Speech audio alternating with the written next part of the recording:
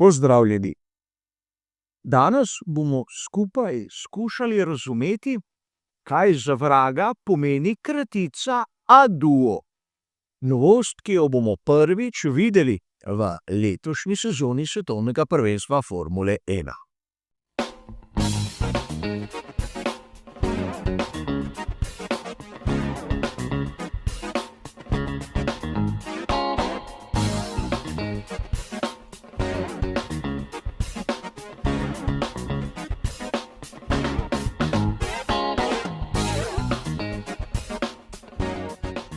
Marsikdo izmed vas je verjetno med prebiranjem člankov o Formuli 1 že naletel na kratico ADUO.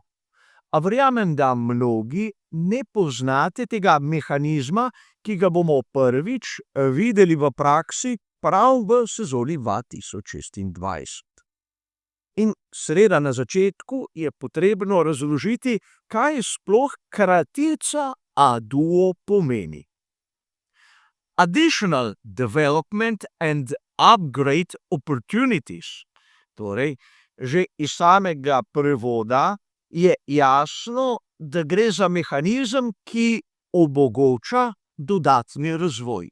Ampak dodatni razvoj na področju pogonskih sklopov. In tu seveda moramo razumeti, da si pri FIA želijo rahlo drugačnega sistema, kot je bil oni, ki smo ga videli, na primer v sezoni 2014. A tudi do te točke pridemo. Namreč najprej si bomo na grobo ogledali, kako deluje sistem ADUO in kaj bodo lahko razni konstruktorji, razni dobavitelji storili. Nato si bomo ogledali praktično tisti starejši sistem in nekako podčrtali slabosti, ki smo jih videli tam. Nato bomo sistem ADUO primerjali s tistim balance of power, ki je prisoten v svetu vztrajnostnih avtomobilov. In za zaključek bom dodal še moje pomisleke oziroma moje dvome glede tega sistema. A začnimo s tem, kako naj bi ta ADUO deloval. Treba je poudariti, da bodo pri FIA po vsakih 6 velikih nagradah izmerili moč tistega termičnega dela pogonskega sklopa oziroma motorja z notranjim zgorevanjem in primerjali moči. Brez kakršnihkoli pomislekov, električno-hibridni del ima tako ali drugače omejeno moč, torej tu ni za pričakovati kakšnih razlik. Ukolikor bodo ugotovili, da posamezni dobavitelj, posamezni konstruktor zaostaja za 3%, bo dobil možnost dodatnega razvoja. In kako bo dobil možnost tega dodatnega razvoja? Najprej imel bo na razpolago več časa na testnih mizah. Dobil bo neke vrste odpustkov glede samega proračuna, kajti tudi ta je pri motoristih sedaj omejen navzgor, podobno kot pri ekipah. In na koncu seveda tisto najpomembnejše. Imel bo možnost na novo homologirati določene komponente. Seveda samega motorja z notranjim zgorevanjem. Tu na ekranu vidite izseke tistega 4. dodatka k tehničnemu pravilniku za letošnjo sezono. In vidite lahko, da mnoge komponente po tisti začetni homologaciji bodo lahko ostale nespremenjene prav do konca obdobja. Razen v primeru uporabe sistema ADUO. In tu je treba povedati, da pravzaprav pri FIA ne dajejo nekih odpustkov, ampak dajejo možnost, da ekipe nadoknadijo zaostanek, ni pa nujno, da bodo. A vseeno, poglejmo si malce, kako bo zadeva izgledala v praksi. 1. marca morajo dobavitelji homologirati svoje enote. In če imajo najboljši izdelek, bo ta ostal nespremenjen do konca. Nato je sezona razdeljena seveda na četrtine. Po 6. dirki, veliki nagradi Majenija, bodo izmerili seveda razlike med posameznimi nastopajočimi in za nekatere bo lahko že v veljavo stopil ta sistem. Seveda, drugo merjenje je po 12. dirki, veliki nagradi Belgije, in tretje po 18. dirki, veliki nagradi Singapurja. In seveda v tem času ima konstruktor možnost nekako se približati onim tam zgoraj. Ampak njegov zaostanek na začetku mora biti večji od 3%. In tu seveda se sedaj lahko začnemo spraševati, koliko so ti 3%, vse odvisno od same moči, ki ga ima termični del pogonskega sklopa.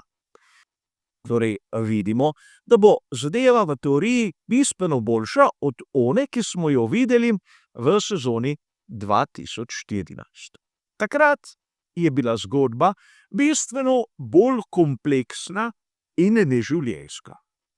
Poenostavljeno povedano, takrat so celoten pogonski sklop razdelili na 42 delov. Za vsakega izmed teh delov so določili, koliko žetonov je potrebno za spremembo. In tu so ocenili nekatere komponente z vrednostjo 3 žetonov, nekatere z vrednostjo 2 žetonov, nekatere pa z vrednostjo 1 žetona. Poenostavljeno, sprememba celotnega sistema je v navednicah stala 66 žetonov, ampak 5 žetonov niso dovolili porabiti. Torej je na samih konstruktorjih bila možnost porabe 61 žetonov. Ampak na začetku so določili, da bo lahko posamečni konstruktor uporabil 32 žetonov naenkrat ali približno polovico tistega, kar bi lahko spremenil. A zgodilo se je, na primer v sezoni 2015, da so pri Hondi popolnoma zgrešili konce njihovega pogonskega sklopa. Če se spomnite, tisti Zero Size, o kateremu smo že govorili na kanalu in imate bližnjico tam zgoraj, je bil korak v prav zgrešeno smer. In tu pri Hondi bi morali projekt začeti dobesedno znova. Namreč niso imeli na razpolago dovolj žetonov, da bi napravili tisto, kar jim je uspelo kasneje. Namreč ne smemo tu pozabiti na nekaj. Da pravzaprav od sezone 2022 naprej je bil razvoj pogonskih sklopov zamrznjen. Ampak med sezono 2017 in 2022 so dobesedno opustili ta sistem žetonov, ker ni dovolil onim, ki so bili v zaostanku, da bi nadoknadili izgubljeno tisto, kar jim je manjkalo tam do vrha. In videli smo, na primer, da Honda, kljub temu, da je imela porazen štart, je v nadaljevanju z Maxom Verstappenom in Red Bullom osvojila kar nekaj naslovov.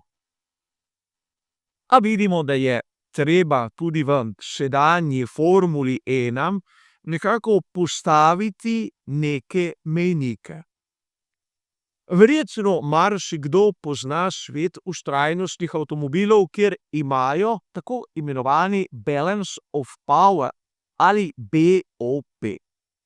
A gre za čisto drugačno zadevo že v principu. Namreč balance of power temelji na tem, kako uspešen je določen prototip, in če vidijo, da ima nek konstruktor v navednicah prehiter prototip, mu naložijo neke vrste kazen. Mu dvignejo maso, mu praktično znižajo tlak v turbini ali kaj podobnega. Pri sistemu A-duo gre za čisto drugačen koncept. Ne gleda se na rezultate na progi, temveč na samo moč, ki jo lahko proizvede motor z notranjim zgorevanjem, kjer pa ni točno določeno, kje bodo merili to moč, ali pri najvišjem številu obratov, ali pri kakšni povprečni vrednosti, a to zaenkrat je verjetno zapisano v kakšni tehnični direktivi, ki ni na razpolago nas, običajnih navdušencev. A verjamem, da marsikdo se bo sedaj spraševal, kaj pa na primer po prvih 6 dirkah, kaj se bo zgodilo od velike nagrade Avstralije do velike nagrade Miamija. Enostavno, tisti, ki bo imel prednost, jo bo moral znati tudi izkoristiti. Nato bo sledilo drugo obdobje, kjer se bodo zadeve lahko obrnile, ampak ne takoj. Tu je eden izmed mojih največjih pomislekov glede celotnega sistema. Po prvih 6 dirkah se bodo šele odločali o tem, kaj bi bilo pametno storiti, komu pomagati in komu ne. Ugotoviti bodo morali, kdo zaostaja za več kot 3%. In nato bo imel dobavitelj proste roke. Ampak se kdo izmed vas sploh zaveda, kako dolg je proces razvoja tudi v svetu, kakršen je tisti, ki ga spremljamo v Formuli 1. Namreč vzemimo nekje neke povprečne vrednosti, zasledil sem jih v raznih člankih. Samo projektiranje neke komponente, torej, kjer inženir mora razumeti napako, jo nekako odpraviti in zrisati del, ta proces traja okrog 12 tednov. Nato v naslednjih 12 tednih je treba napraviti prototipe in zadevo preizkusiti na testni mizi. In v nadaljnjih 12 tednih je seveda potrebno izdelati dovoljšnje število delov, da se opremi vse enote. Enostavno je, na primer, pri Hondi ali pa Audiju. Imajo eno ekipo, ampak tudi tu morajo novih komponent izdelati najmanj v 3 ali 4 primerih. Ampak zamislite si Mercedes, ki ima 4 ekipe, ker ima vsaka ekipa 2 bolida in potrebno je imeti tudi neke vrste rezervo. Sedaj, če seštejemo malce tedne, bi lahko ugotovili, da razvoj neke komponente pogonskega sklopa Formule 1 lahko traje tudi okrog 9 mesecev. In če se vam zdi številka pretirana, pa dajmo skrajšati zadeve na 6 mesecev ali pa 4, če vam je 6 preveč. V vsakem primeru vidimo, da bo zadeva malce bolj dolgoročna, kot so si na FIA zamislili. Torej, bomo lahko prave učinke tega sistema A-duo, vsaj po mojem mnenju, po tistem, kar se meni zdi sedaj in tukaj, videli, na primer na začetku sezone 2027 in ne nekje sredi sezone 2026. A upam, kot običajno, da se motim. Vsekakor pa verjamem, da nam je sistem A-duo čeprav je kompleksen, v tem trenutku vsaj malce bolj jasen. Hvala vam za vašo pozornost in nasvidenje.